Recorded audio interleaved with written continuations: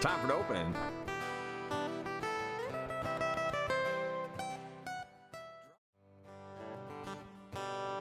Hello, everybody. It is time for Mickey in the Middle. Let me get this thing set up. Not enough feedback from my microphone. Gonna turn it up just a little bit. So, hey, everybody, it's Monday. We're gonna have a good time. Today, we're gonna talk about Operation 536. What in the world is Operation 536? It used to be Project 536, but there's too many people using the term project. They're ruining it for me. So, we're going to go with Operation 536. Also, the other thing we're going to talk about is we're also going to talk about my use of the term overlord. I'm using the term overlord specifically for certain reasons. Good evening, Don Ledger. Hey, I'm going to talk to you first. We're going to have a good time. All right, I think we're ready to go. Here we go. And 5, 4, 3, 2. Or do we want to let Ollie get done playing his riff? He made this up on the spot in the studio. I said, you're playing a solo, so start playing. All right, here we go. Hello, everybody. Welcome to Mickey in the Middle. My name is Mickey, and this is Mickey in the Middle, the quintessential show for Middle Americans, about Middle Americans, with the intent of making Middle Americans the most powerful voting bloc in the United States of America. See, we've got the power, and the politicians can't do anything without us. The economy cannot do anything about us. Our school systems can't do anything about us. The roads don't get built without us. We have the power. We are the Middle Americans, right? So we're the union members. We're the non-union members. We're the first responders. We're not first responders. We're the reason why first responders show up, to tell you the truth. There's a whole bunch of things that we all have in common, and that is what this show is about. So, without further ado, I'd just like to say welcome and thank you. Please like, share, ring the notification bell. That way you get notified whenever I come on. It's kind of like a direct thing. And first, let me just say thank you very, very much for watching. I hope everybody had a fantastic Thanksgiving weekend, Black Friday, Small Business Saturday, and right now they're wrapping up Cyber Monday. And Cyber Monday, I actually got a really good deal on a TV for a friend of mine that was looking for a TV. So I got that. I'll be picking it up on Wednesday for her. She got one too, because she's going to put them at the clubhouse, the brand new clubhouse at Cypress Creek Golf Course, of which I am a member. And I was the first member of the new Cypress Creek Golf Course out in Cabot, Arkansas, in the Greystone subdivisions, and I'm very, very proud of that fact. So we're building a clubhouse and just poured a back patio, and they need some TVs. So I got one, she got one, so we're all good. So, and that is Middle America at work. Middle America is all about people helping people and doing the things to help each other make our country the greatest country in the world. So I believe that we're already the greatest country in the world, but I also believe that we could use a little bit of improvement, right? So Donald Trump said, make America great again. So that came with several different connotations and several different meanings. Some people said, well, maybe the country hasn't been all that great. Maybe the country has been great for some people and not great for other people. But I think that we have had just unbelievably spectacular moments. Like when we won, World War I. When we abolished slavery and we took that out, and even if it was a great big huge fight in the House, we still got rid of slavery. You want to know why? Because it was the right thing to do, and it should have never existed in the first place, but it did, and that was as a direct result of millenniums and millenniums and millenniums of people subjugating other people. And that's just the way that the world worked back there. There's absolutely no way to compare what's happening today with what happened back then. And I'm glad that we have recognized in the majority of the world that all people are equal and they have certain unalienable rights. And in the United States, we have said that in the Declaration of Independence, inalienable rights, among those life, liberty, and the pursuit of happiness. And that's what this show is about. This show is about that specifically, that you're equal to me, and I'm equal to you, and you are equal to everybody else that's watching, and we all have different talents, and we all contribute to the great world that we live in, and our great country, and our great states, our great neighborhoods. So, all right, so who's here with us? We got Don Ledger. Hello, Don. Congratulations. When I came in here, Seattle was actually up 14-7. However, Philadelphia, which I never expected, they actually scored a touchdown. And then they promptly missed the kick after. So congratulations to Philadelphia for actually scoring during this game, and congratulations for Seattle being up 14-6 when I quit watching. So Greg Meyer, how you doing? So Greg Meyer, for everybody catching up, Greg Meyer didn't even have to cook tonight because Lisa brought over chow for Maddie and Greg. So that was very, very nice. I love that when people can get along and they can do nice things for each other. Darla Stewart, how are you? Thank you very much for all the positive stuff that you put out on Facebook today. Nello, Susie, hey, how you guys doing? Tor Black, woo, Don. There you go. 14-6. Oh, there it is right there. I just saw your comment. See, I got to it before you did. All right, so let's start off with what is Operation 536? Operation 536 is my plan to electorally and to vote Congress out. I want a whole new Congress. I don't want anybody left after this. I want the red to wipe out the red. I want the blue to wipe out the blue. And I want to start with all new people. And there's 536 people that run our United States of America. Right? So there's 435 Congress people. 435 Congress people. There's 435 districts that represent the people of the United States of America that go to Congress, and they sit in the House of Representatives. You vote for your local one. I vote for my local one. Wherever you happen to be, you have the opportunity every 2 years to vote for those people to go up there and represent you. Now, there are people that have been there for years and years and years. So I'm going to use Nancy Pelosi as a great example. She is the Speaker of the House as of right now, and she has been the Speaker of the House. This is her second time. She was a minority House leader, and she's been up there for more than 35 years. 2 years at a time. That means that she's been elected, for 35, that'd be 30, it'd be 15, 16, 17 times. The people of San Francisco have sent her up there in order to do that. They got to be getting something out of the deal in order for them to send her back up there. Now, there are other politicians that are in the House of Representatives that have been there for years and years and years and two. I'm not going to get into who they are. I'm just using Nancy because Nancy happens to be the leader of the House, as the Speaker of the House. And that is a very powerful position. It is the third most powerful position in the United States of America when you talk about accession to the presidency of the United States. So if the president becomes incapacitated, then the vice president takes over. If the vice president becomes incapacitated, then the Speaker of the House assumes the role of President of the United States. How about that? Woo! Here's what the thing is. 435 people in the House of Representatives got to go. Why? Well, right now, I would rather have a whole bunch of people that go up there that don't know what the hell they're doing than the people that are up there that are playing political games and playing political gamesmanship with the middle class of America. This is very, very easy for me. It's a very, very simple choice. We can continue to do the exact same thing that we have been doing, which is having a huge political divide. And when we have that huge political divide, it is nothing but infighting about just about everything that they do up there. And it's an absolute shame. Hey, Mark Calcaterra. Hi, Logan Calcaterra. Thanks a lot for being here.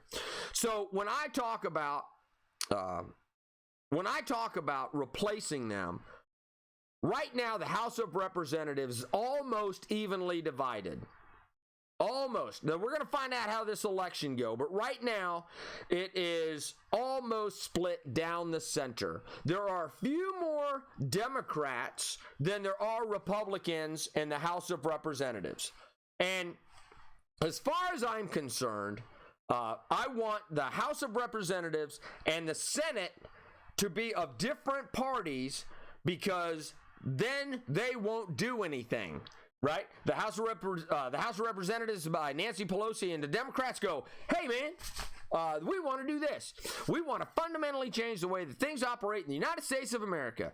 And then the people in the Senate, who are Republicans, which is led by Mitch McConnell, who has also been there for more than 35 years, Mitch goes, so senators get elected for 6-year terms.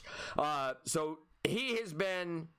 I don't know how long Mitch has been in the Senate, but it's been a really, really long time, because he's a Senate leader, right? And you basically, the longer that you're there, the higher you move up in the food chain. So Mitch McConnell is the high at the food chain. He's the he's a Senate majority leader, which means that he gets to say what legislation, number one, they will talk about, and number two, they will vote on. So the way that all works is it starts off in a committee, then they bring it to either the House or into the Senate, and then they vote on it, and then it goes to the other chamber, and then they vote on it, and then they get in a negotiation, and that's how laws are born. And then I'm just a bill on Capitol Hill, right? And then that goes to the president, and the president either signs it or vetoes it, and then that's how law works. But Operation 536 is all about replacing all of them. Now, there's 435 members of the House of Representatives. There are 100 senators, which gets to vote up to 535, and there's one president of the United States. And by 2024, every single one of them, except for a few senators that were elected this time, will be up for vote. So if we plan on doing this, and we can get this some traction behind this, the plan that I have is the blue people, right, the Democrats, replace the Democrats with Democrats, and the Republicans replace Republicans with the Republicans. So I'm not talking about having contested elections here. I'm just talking about, hey, look here, if you currently have a blue seat in the House of Representatives, keep it. And if you have a red seat, so I'm in Arkansas, all of our representatives to the House of Representatives are Republicans. They're all red. So Arkansas would get rid of the current ones that we have. Sorry, guys. But we would get rid of them, and we would instill 4 red candidates that are not the 4 that are currently up there, because everybody that goes up to Washington is tainted. They're crazy. So Cammie Spillane says balance of power is very important. Cammie Spillane, hey Cammie, how you doing? That's my sister, everybody. So you are correct. I'm just a lonely bill sitting on Capitol Hill. So the whole idea is you can keep blue, you can keep Nancy Pelosi's seat blue, but just send up somebody who's not Nancy Pelosi that is also blue. And we can do that. And in 4 years, we can replace the entire House of Representatives. And in 6 years, we can replace all of the Democrats and the Republicans in the Senate. And then in 2024, we're going to get a new president no matter who wins, right? So Joe Biden is either going to be up for re-election or Donald Trump is going to be up for re-election. And it's a real simple choice for me. How about if we just take whoever's up there right now and just get rid of them all? I mean, tell me what you think of this idea. Because if we can get everybody that's in middle American to buy off on the idea of anybody but who's there now, then we can change with our voice. the middle Americans' voice, because I need young, fresh people. I don't need 70, 80, and 90-year-olds up in Congress or up in the White House telling us how to move forward with our country. Tell me what you think. Seriously, write me a PM. You can put it in the notes. You can send me a letter. You can send me a pigeon, carrier pigeon. You can do whatever you know. Just do me a favor. What do you think of the idea of replacing everybody that is currently in Congress right now? Just replace them all. You keep yours, I'll keep mine. The last thing I thought of before I came on the air was, how about if the Republicans pick 5 that'll stay in the Senate, and the Democrats pick 5 that can stay there, so everybody will at least have a clue what's going on. And then in the House, they can pick 10 members of the House that'll stay, and 10 Democrats and 10 Republicans that'll stay. So that'll be 425 or something like that. So Susie says, that's a great idea. I've thought about that for years. Thank you. So how do you get more people like AOC? So do we get more people like AOC? Well, here's what the thing is, right? The way that I've seen this is, Don Ledger says Biden will run again. I believe that you are correct. I believe that if he becomes the president of the United States, he will run again. If he doesn't, he will not, because that'll be 3rd time running for the president that he didn't get in. And then I think that he'll be done, and I think that he's tired anyway. He doesn't have any energy. See, I want my president to at least have energy, right? Trump is a fighter. He's gonna go down fighting. Everybody's like, well, Donald Trump is acting like an asshole. Well, he's been acting that way for the last 4 years. Why would people expect him to change now? I'm just saying, that's absolutely crazy. So, millennials in the White House. Well, so here's what the thing is. There are an incredible amount of baby boomers and millennials that are coming up and into the systems. And as the millennials get older, then they are becoming more conservative, because they realize that in order to run businesses, you kind of have to have a government-friendly environment. And there are plenty of red millennials. There are plenty of red people that are interested in politics. So you don't get 75 million people to vote red without the millennials. The second thing is, millennials now make up more than 50% of the workforce in the United States of America. Now, that's kind of hard to comprehend, because we make fun of them. As baby boomers, we make fun of the millennials make fun of Gen Z. Gen Z is going to be making fun of Generation Z, Alpha. It's either Alpha or Z. So we have to understand that as things move forward, we've got a lot of talking to do, right? We have to explain things. People have to tune in to Mickey in the Middle to find out why socialism is bad. What is the history of our country? The real history of our country, not some made up stuff that people are throwing out there now. Because we've had some bad runs, right? We've had some bad runs, but we self-corrected that stuff, right? Women got the vote back in the 1820s, back in the 1920s. Slavery was ended in 1960. The Civil Rights Movement of the 1960s. The Americans with Disability Act in 1990. Gay marriage, when that happened at the Supreme Court, everybody went, okay.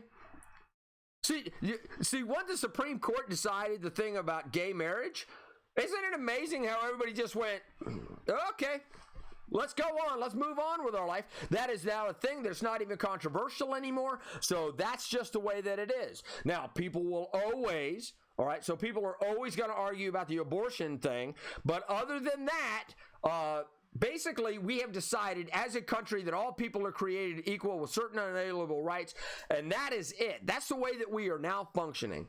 So with that, we have to worry about what our tax situation is going to be. Well, how is our government going to best serve the people that may or may not be with the Green Deal, right? The Green Deal has got some great ideas, but they have got some really, really shitty ideas, man. And that's what we have to do. We're middle Americans. We have to make sure that, number one, our voice is heard. Number two, we stick together. And number three, we have a government that has good policies. So I'm going to start this off with Operation 536. And I'm saying Operation 536, replace whoever's up there as long as the people that are going up are going to promise to work together with the other side. Because it doesn't do any good to send a whole bunch of hardcore Republicans up there that aren't going to listen to the Democrats. And it doesn't do us a lot of good to send a whole bunch of hardcore Democrats up there that aren't going to listen to Republicans. Nancy Pelosi is ingenious. She holds the entire country hostage all of the time. Over spending bills, over budget bills, over laws, over the Green New Deal. That's what she's doing, right? Over illegal immigration, over sanctuary cities, over funding bad elections, about refunding cities that have bad educational policies. She holds the country hostage.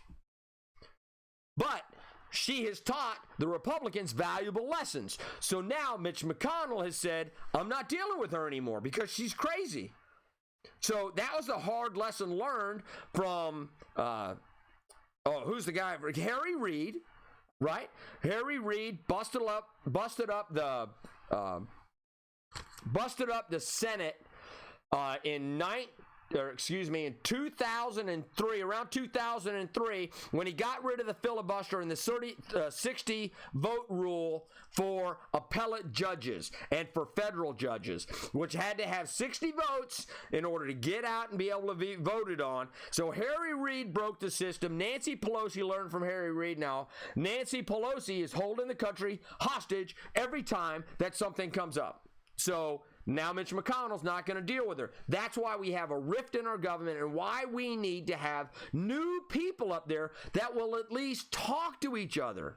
Like the Green New Deal. They got some good stuff, but they have some horrible stuff, like no more steak. Who the hell came up with that?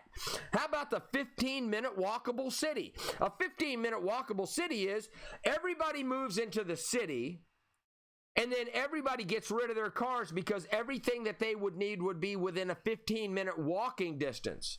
Well, I don't like to walk 15 minutes. So no, how about that?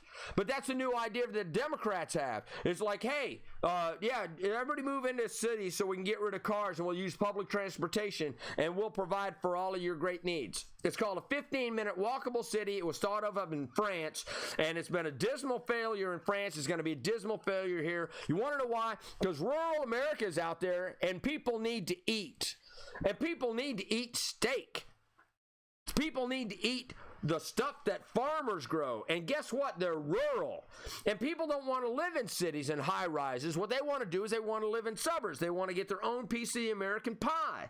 If you want to live in the urban areas, live in the urban areas. But if you want to live in the subdivisions, live in the subdivisions. If you want to live rurally, I just had a good friend of mine who helped me schwack a couple of beaver behind my house in the pond that's back there. He just gave up suburban neighborhood living to go and buy a farm so he can raise 12 head of cattle and chicken and teach his son how to farm and how to make a living doing that, which I think is awesome. So that's what I got to say about that. Americans love their cars. Speaking of which, I got a great deal at Red River. Red River Malvern. I love my new minivan. So we won't have any illegal immigrants. I'm just going to give them all amnesty. Well, we've already given millions amnesty anyway. So that happened. I think it was either Reagan or Bush. Reagan or Bush already granted amnesty to millions of illegal aliens. So this is not unprecedented when they say we're going to give. And here's the second thing.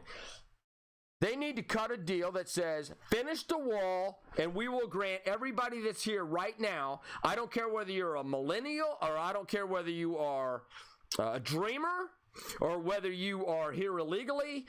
If you can prove that you've been in the country for more than 5 years, I don't care about amnesty.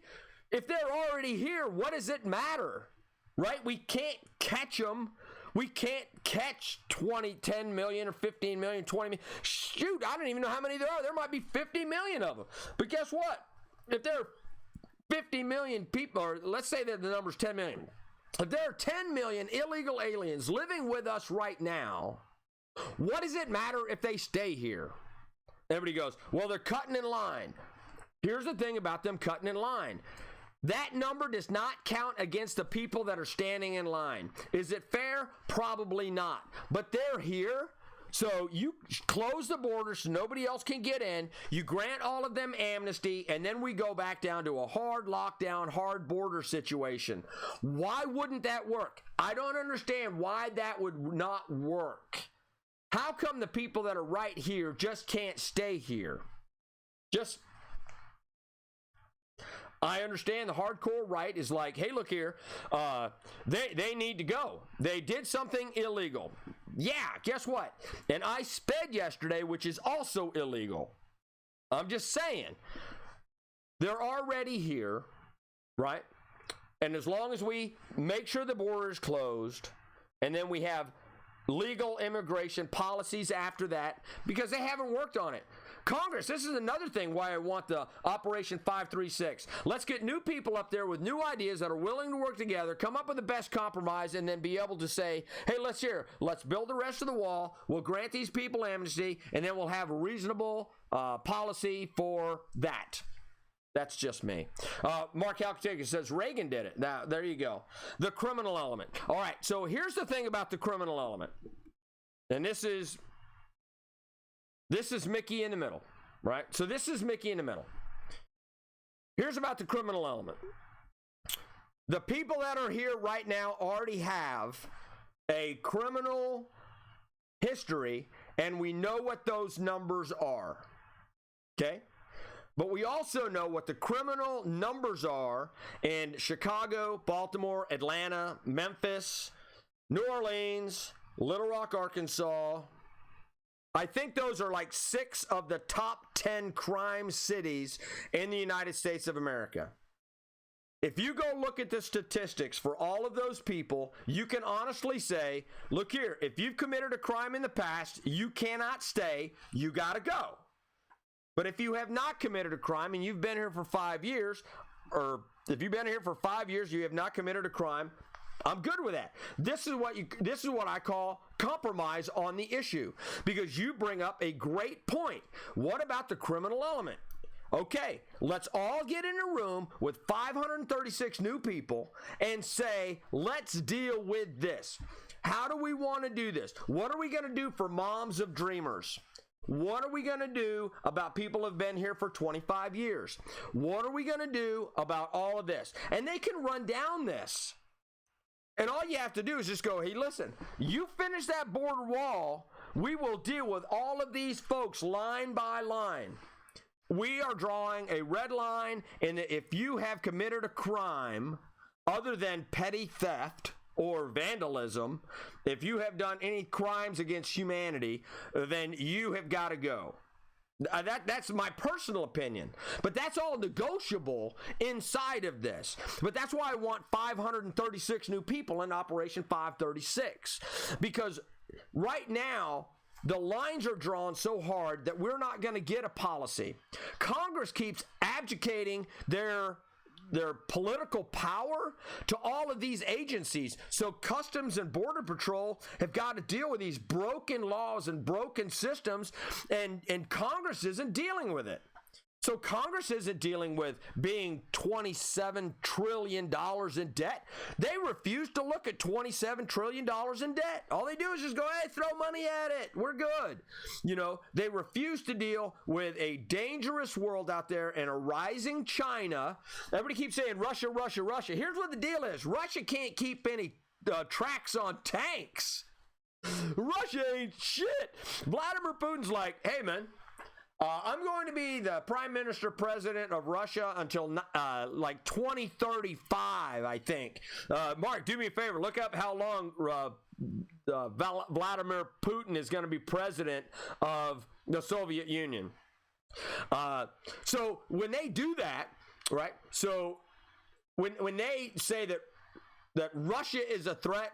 Russia is a minor threat compared to what China wants to do. And China's got a history of enslaving people and ruining economies, and they just want to take over the south side of China Sea so that they can expand their power all through that region and eventually rule the world because they think that what they're doing is right over there. And the dude that's in charge over there is crazy. Illegal aliens that are able to receive subsidies from taxpayer becomes problematic.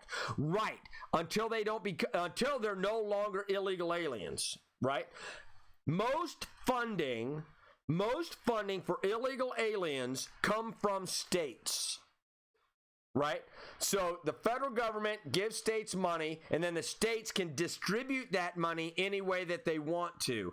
And that's based on per capita, based on the numbers in the census that was taken 10 years ago, but we just did a census, so those numbers might change. But the way that it works is the federal government has block grants that they give to cities and states, and the cities and states do with that money what they will. Plus, they take some money from the state, throw that in the fund, and that's how they take care of all the Medicare, Medicaid, all of the WIC programs and everything. Those are all state agencies that you do that. So there is no federal WIC program. Or there's a federal WIC program. There's no federal WIC office. It's a state office funded by block grants. That's the way that they do education, right? So there's no federal offices of education down at the lower levels, all except for to give the money to the local programs and to decide what their enforcement is. So all of the money comes from the federal government, goes to the states disperse that as it is. And all the states have to make these decisions as independent parties because there's 50 different states with 50 different set of rules. All I want is 536 people that can talk to each other and come up with good policies so that we can move forward with good ideas. So, that is basically where I am with Operation 36. So what does DNC 2020 platform say? Putin can feasibly stay in his office till 2036. Thank you very much, Mark Adele. So Putin 2036, right? So that's no problem. He's the president, and if he doesn't like you, he kills you. So they have a saying in Russia called what can you do? I don't know the Russian term for it, but the Russians all say it, what can you do? So they're not going to mess with him. But we can take 10.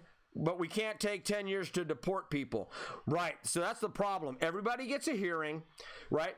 We have 10 million people, and everybody gets a hearing, then everybody gets a stay, and everybody gets this, hey, come back to court, and then people don't show up, and then it's a mess. The entire system is a mess. And Don, my thing is Congress is refusing to deal with the issue, so it is going to remain screwed up until we get new people up there. Marty Davis says Reagan gave amnesty to 3 million, 2.7 took it. There are 14.3 million illegals in the United States as of October 2019. Thank you very much, Marty. I appreciate that. The Democrats want open borders. I think that some Democrats want open borders, but I think that the majority of them do not.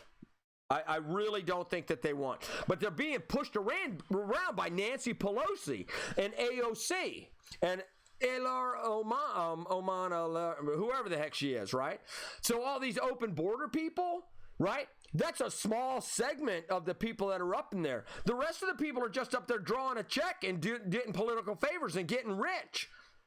So they're all getting rich, and we're sitting down here suffering, paying for them just to have the life of Riley and never taking any responsibility. What was the last good thing that Congress did? What was the last thing, other than the stimulus checks that they sent out earlier this year, what was the last good thing that Congress did? Nothing. Nothing. They talk and talk and talk, and it's all bullshit.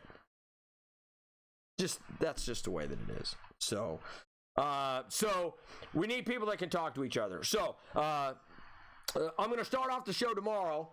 So what I'm doing is Tomorrow I'm going to be explaining my 1 human, 2 human, 10 human theory, and you're going to find out where we're going and the direction that people want to take us, why it will not work, why open borders will not work, why socialism will not work, why the overlords that are currently in power, why they do not have your best interest at heart, and why we have gotten to the point we have gotten to. So I'm going to use how I came about use of the term overlord, and it's a very specific term for a very specific reason. And then I'm going to be talking about my 1 human theory. So tune in tomorrow night. Thank you very much for showing up tonight. Remember, Mickey in the Middle, Monday through Friday, 9 p.m. Central, right here, either at my dad's 3rd bedroom down in Louisiana or my house up in Arkansas. Thank you very much for tuning in. I cannot tell you how much I'm blessed that you have shown up and that you watch this. So thank you so very, very much. Thank you very much for your comment. It really contributes to the conversation that I have, and it gives me a lot to think about, and then I have to recage, and I like being thoughtful about things. And if I'm wrong about something, please let me know why I'm wrong. Let me recage that, and then I will change my position. Because people that cannot change their position are people that are unreasonable. If you are unreasonable, then I can't deal with you. I got people in my life that are like that I cannot deal with because they're unreasonable, because they will not listen to the salient, reasonable argument that I may have that may change their opinion on something. So if I can't talk to you, if you don't want to hear what I'm going to say, then I'm not going to be reasonable, or I'm going to just stop trying to be reasonable with you, because it doesn't do me any good. It's like talking to a brick wall. That's why we need Operation 536, which the idea behind that is 100% change out of Congress within the next 6 years. So thank you very much. Have a great night. Thank you very much for coming to Mickey in the Middle. I greatly appreciate it. Remember to live, laugh, love. Peace, everybody. See ya. Oh, wrong button. Try again.